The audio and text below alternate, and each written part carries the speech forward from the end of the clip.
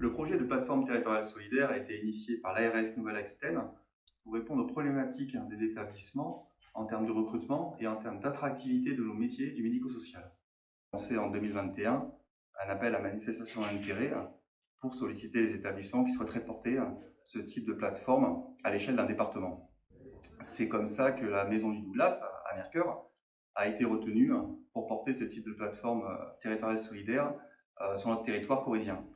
À l'heure d'aujourd'hui, la plateforme comporte 22 établissements partenaires, donc des établissements de type handicap ou de type EHPAD. Cette plateforme territoriale solidaire, à l'échelle de la Corrèze, comporte deux volets d'intervention. Un premier volet qui est le renfort RH, c'est-à-dire accompagner les établissements qui rencontrent des difficultés de recrutement, et un deuxième volet sur la qualité de vie au travail, qui consisterait à accompagner les établissements qui souhaiteraient mettre en œuvre ce type de démarche au sein de leurs institutions.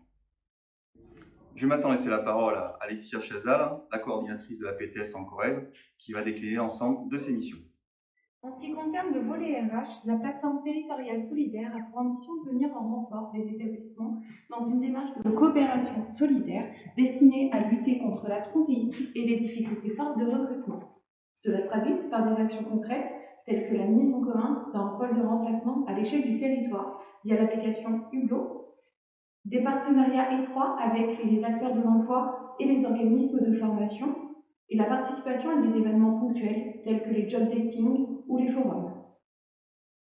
En ce qui concerne le volet qualité de vie et conditions de travail, la plateforme territoriale solidaire accompagne les établissements partenaires sur les aspects relationnels et communicationnels, notamment lors de temps forts tels que l'intégration, les temps managériaux ou encore l'accompagnement à la gestion de crise ou de situations conflictuelles que doivent assumer l'ensemble des professionnels au quotidien.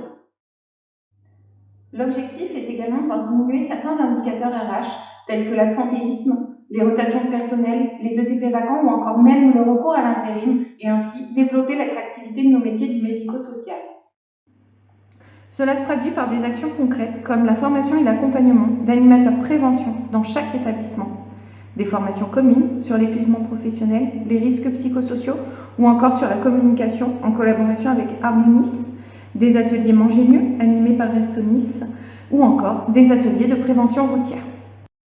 Pour conclure, la plateforme territoriale solidaire Corrèze prend son envol pour les 3 prochaines années et a vocation à être pérennisée à l'avenir avec la collaboration de l'ARS Nouvelle-Aquitaine et des établissements partenaires.